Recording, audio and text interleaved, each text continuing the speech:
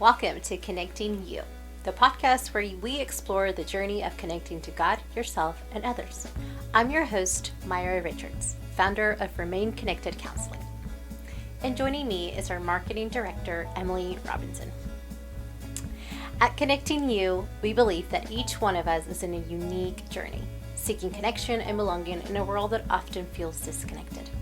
So, wherever you are in your journey, we invite you to join us as we explore what it means to remain connected to God, to yourself, and to others. Welcome to Connecting You, where you belong.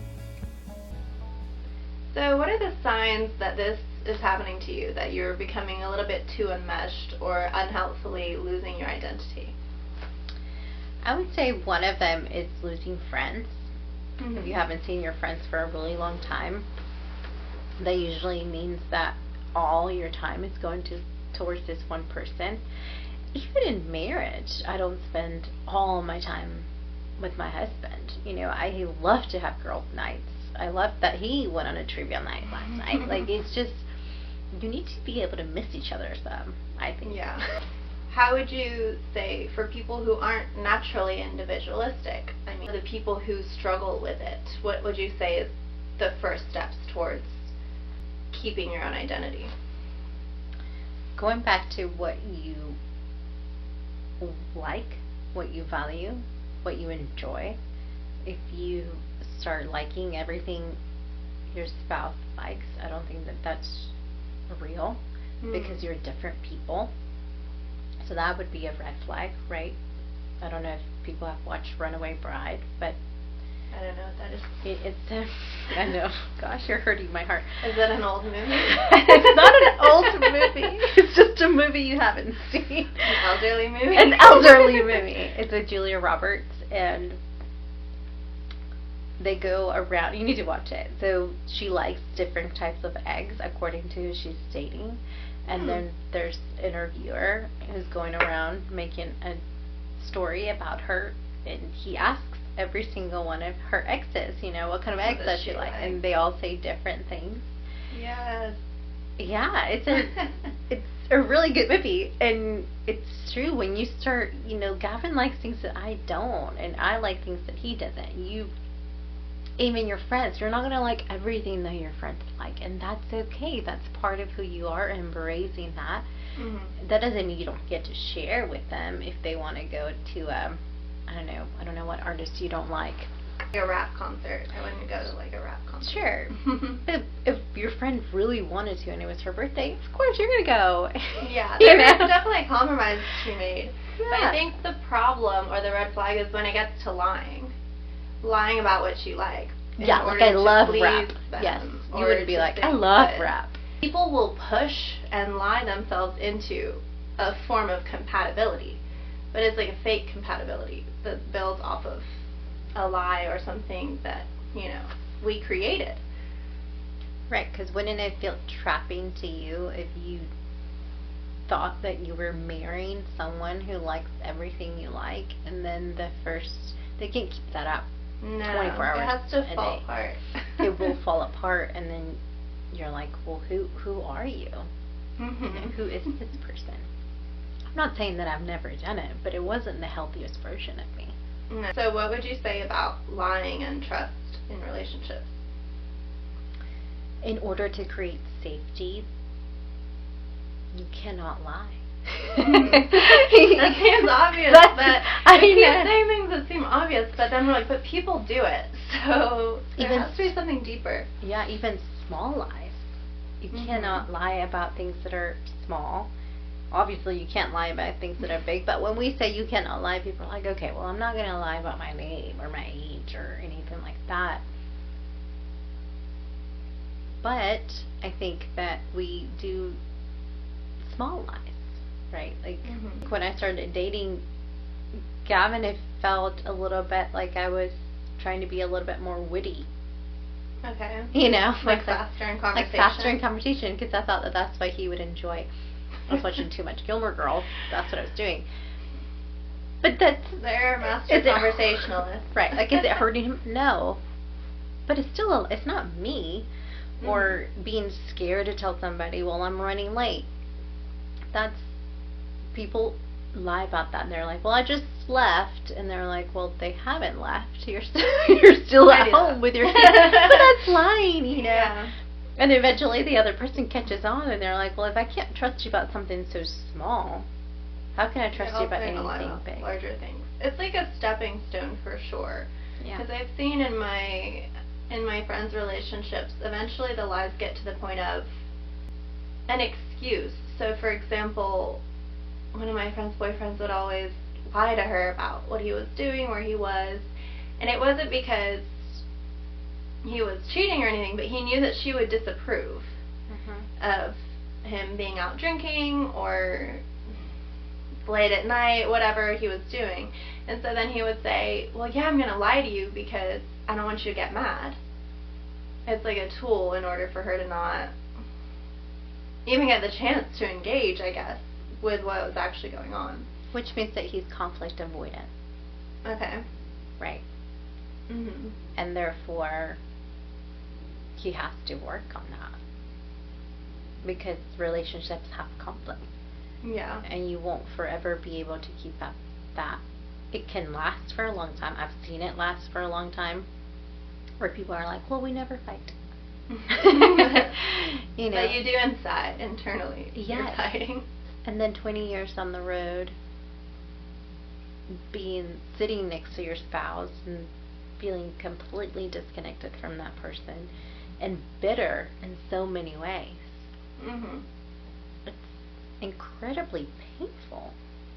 It sounds isolating. Lying sounds very isolating to me. And I've seen people, lie for different reasons, and in that relationship I interpret it to be like he doesn't want to take culpability for continuing to do things that he said he wasn't going to do. So it's like, I can keep doing it, but I'll just lie to you about it. You said was one of our other red flags was not being able to take responsibility for your actions, right? Yeah. Yes.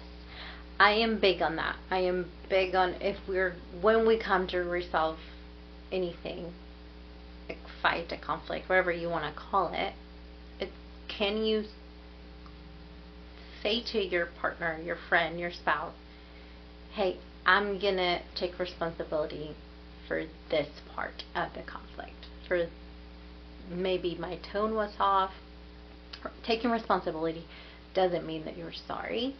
Because saying sorry just means you're not going to do it again. And if my tone is terrible sometimes. And so you will do it again. I will probably do it. I'm working really, really hard. But it's not... it's being able to be like, hey, I am working really hard on this. I know that my tone was off. And I don't really like that tone to be used with you or with anybody. So I'm going to try again. But you're not necessarily taking responsibility for what you were accused of or the whole situation, right? Right. Because you don't have to all the time. I think it depends on the situation. Some situations, like infidelity, it is a lot on one person, right?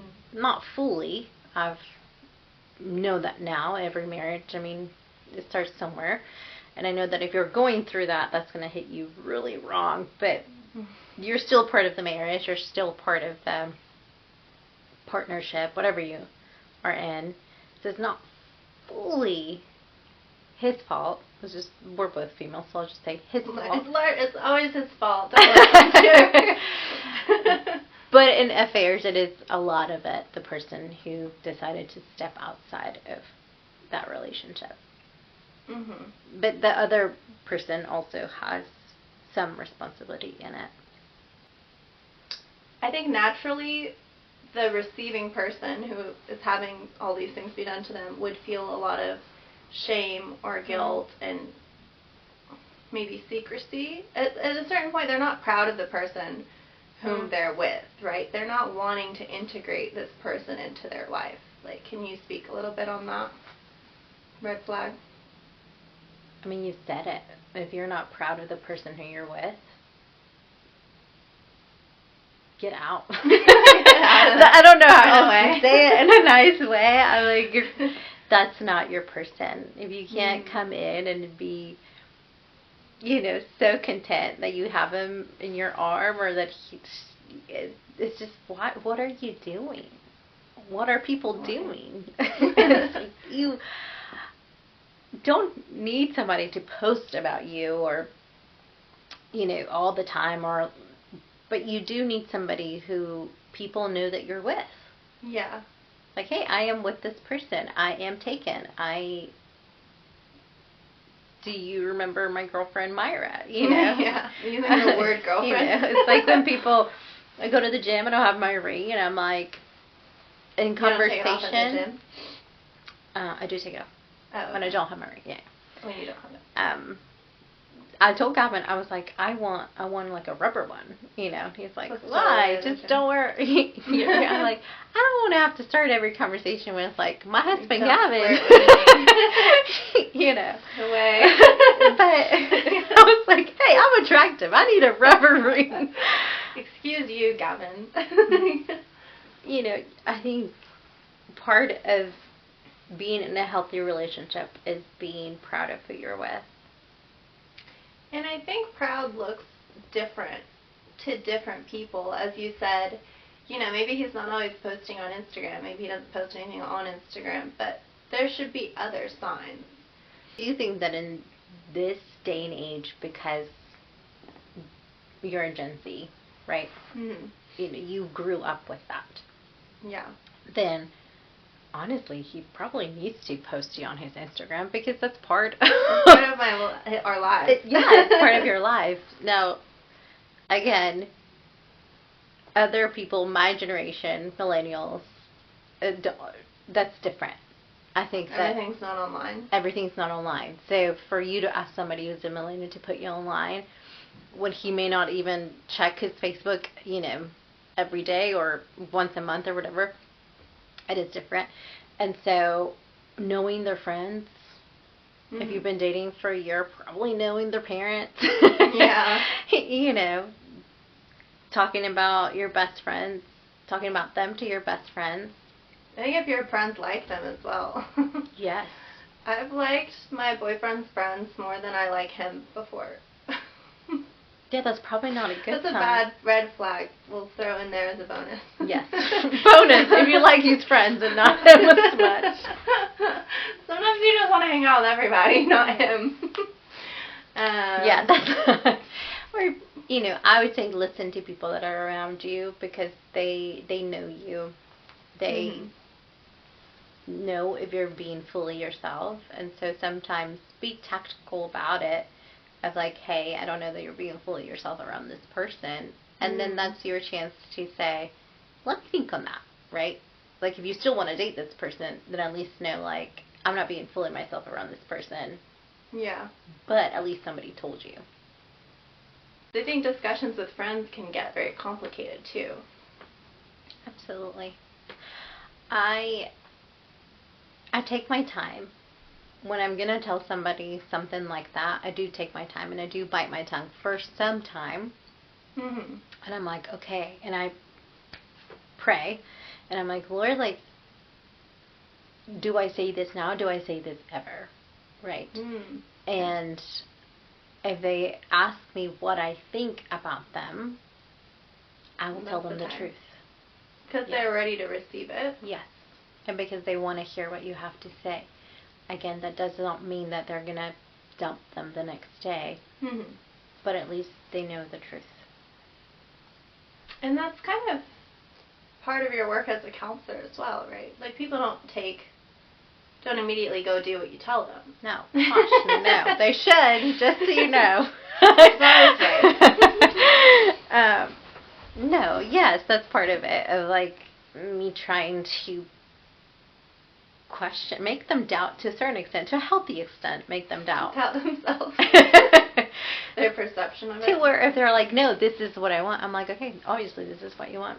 Obviously you are grounded in this. But if there's already a seed of, there must be some seed of worry if they're asking you too, don't you think? Mm-hmm. Yes, usually. You kind of know. Nobody that is happy in a healthy relationship comes to me. It's like, I guess not nobody. I guess there's some people. I will know my client well enough to be like, okay, you're reacting out of your fear. Mm-hmm. Like, let's be honest with you. a lot of the times they're like, no. It's because you have some type of fear, right? And for my friend. For your friend, for yourself, like Yeah. that could be you or whatever. So I would be like, hey, it sounds like you're reacting out of your fear right now. Let's process through this. And if at the end of the day it's not, I was wrong, then at least we process through it. It's not a waste. So you're making connections for So them. I'm making connections for them, which is different than having a conversation with a friend, right? You're usually not going to be like, well, what happened to you when you were 3? Remember that time. Remember that time. And so leave it up to a counselor or someone older than them that has that place in their lives to speak into that. You can't control it. It's hard to see friends that go through relationships that are harmful. It's really, really hard, but at the same time, they all get to make their own choices. Assume that we have done the inner work. We have gotten to a point where we are in a healthy relationship. We are in a healthy marriage. We're self-developing continuously.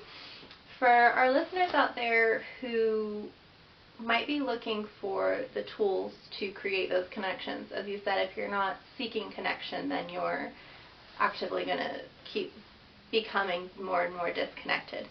So what are the key tools to increasing connection with your partner? I would say thankfulness, vulnerability, and caring for the little small things that your partner cares about. You don't have to agree with What if you don't care about it? Or what's a better word for caring? Making space supporting. For. Yeah. Making space for, supporting certain stuff. I don't really care. It doesn't really do anything for me that Gavin has a book club through Marco Polo. But they're coming over this weekend and they're taking over our house. I'm actually going to your house. That's why you're with going my to my kids. house. Yeah. And I'm like, sure. Because I do want to make space for him and his hobbies. I think that goes back to what we were saying about just like supporting each other's identity. And caring that the other person has their own identity regardless of, what you think. And don't lie about, oh, I love book club. Let me be part of book club with you for 5 years, and then the sixth year you're like, I actually hate book club, and I hate you for making me part of it. But we didn't hit the other topics. I'm interested to hear more about vulnerability. Like, on ground zero, someone who is like rock hard, closed off. How do they become vulnerable? What is the first step? You have to be in tune with your emotions, which is a big part of it, and it's a big deal. And I know that that's a huge answer, I think, for that question. But you have to be in touch with what you want, with your emotions, with who you are. Yeah, so the theme of the whole thing that we just talked about for the past hour is that it's about the feeling and not the situation. Ding, ding, ding, ding, ding. I'm disappointed. I'm not, I think it just all comes back to the communication style that we're talking about. All of this, like making space, caring for the small things, it comes down to the way that you say it. And So that's part of vulnerability. It's talking about something about yourself. It's not just saying like, I broke off my engagement and you want everybody to like come to your rescue or connect with you and be there for you, as opposed to saying like, hey, I'm in a really hard season of life. I don't know how this happened. I feel devastated that this person is not in my life anymore. You can't just restate the event right. and expect. But I think people who avoid vulnerability, that's what they tend to do. They think, oh, I'm being vulnerable because people know what's happening to me. Yes. But they don't really know. No. I don't really know what's going on for you. Yeah. Last thing we didn't hit was for increasing connection was thankfulness. I think more about why that increases connection. I think it reminds you of why you chose your person as your spouse or as your friend, as your boyfriend. It reminds you like, I am really, like today, like I am really thankful that you're doing this with me. Me too. Yeah, and so that connection. Yes, that increased connection. Because it's vulnerable to say, I'm really thankful for this. This could end tomorrow. and then I'm going to be gone. And so to be able to be present with that person, and it's almost like healing an attachment issue too, because you know, regardless of what happens tomorrow, I was thankful today. Yeah. So just remember, I say that, you know, I'll come in and I'll say that to God, and he's like, why did you do that? I'm like, well, because I want you to remember that. I want you to remember that even though we argue, you can argue with that person, you can have conflict with that person, but if at the end of the day you can remember why they're there with you, you can be thankful for that, hey, they're still there with me doing this crazy roller coaster of kids, then that shows that you value them. I think that's why thankfulness is so important. You show value to the other person. Okay, friends, thank you for listening today. I wanted to end every podcast with a word of encouragement and a small prayer just to get us through the day. And this is from, obviously, the Bible.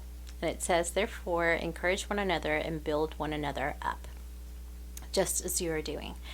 I want to pray that over you, that you learn and encourage one another and comfort one another and build each other up. We never know what the other person next to us is going through. So Jesus, we just thank you that we have people around us who are supportive, and if we don't, we ask that they come into our lives and that we will learn how to live in community well. I pray for relationships, God, that you will strengthen them. I pray for communication skills to be learned and built, and for marriages, that even if they've been married for 30, 50 years, Lord, that they will know that there is hope and there's always time to learn. God, we thank you that you are God, that you are sovereign over all things, and we love you so much. Bless our relationships, and please lead us into healthy ones. In Jesus' name, I pray. Amen. As we wrap up today's episode, we are grateful you join us to explore what it means to remain connected to God, to yourself, and to others. To stay updated on future episodes, be sure to hit that subscribe button and connect with us on Instagram and Facebook at Remain Connected. Counseling appointments can be made at RemainConnectedLLC.com. Your support means the world to us. Until next time, may you find peace in your connections and blessings in every step of your journey. Have a blessed day.